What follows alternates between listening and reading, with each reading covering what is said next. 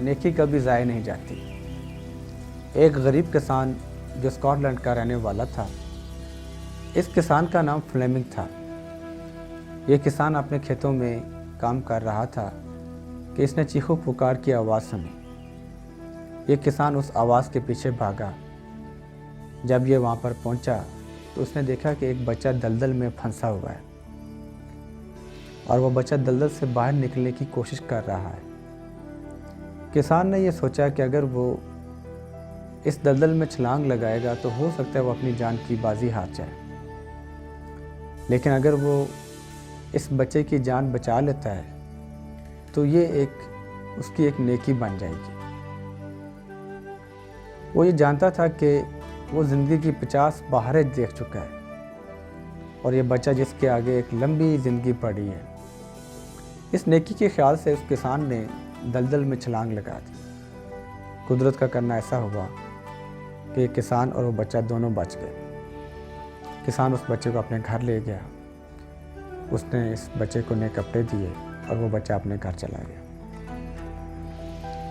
اگلی صبح ایک خوبصورت بگھی کسان کے گھر کے سامنے آ کر رکی۔ ایک نہایت مہذب اور امیر شخص اس بگھی میں سے نیچے اترا اور وہ امیر شخص کسان سے مخاطب ہوا کہ گزشتہ روز اس نے جس بچے کی جان بچائی ہے وہ اس کا بیٹا ہے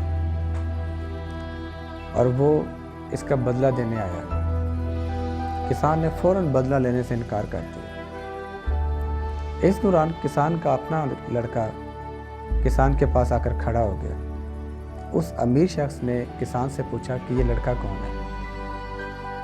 کسان نے بتایا کہ یہ اس کا بیٹا ہے۔ اس امیر شخص نے کہا کہ چلو ہم دونوں ایک ڈیل کرتے ہیں کہ میں اس بچے کو اپنے ساتھ لندن لے جاتا ہوں اور یہ میرے بیٹے کے برابر تعلیم حاصل کرے گا۔ کسان نے اپنے بیٹے کی طرف دیکھا اور کسان نے کہا ہاں یہ ٹھیک ہے۔ وہ امیر شخص کسان کے بیٹے کو اپنے ساتھ لے گیا۔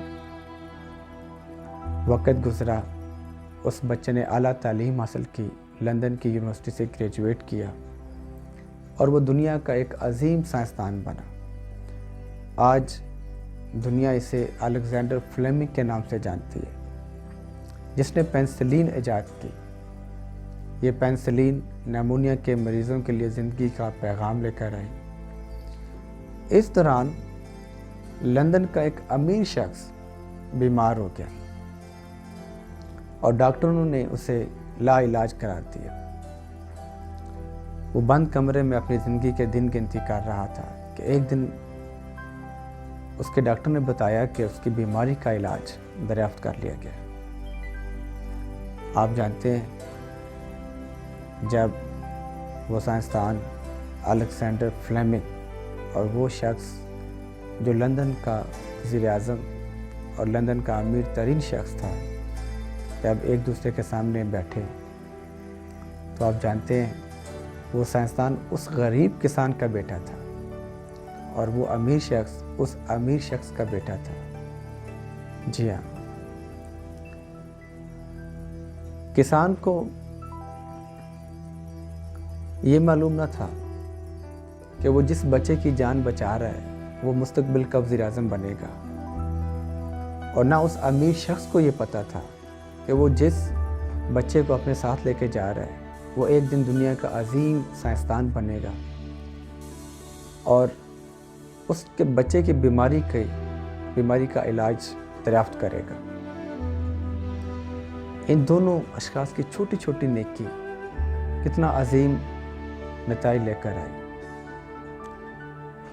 میں آج صرف اتنا کہوں گا کہ اگر آپ کسی کی مدد کرنے کے لیے نیت کر لیں تو اس سے بدلہ کی امید نہ رکھیں۔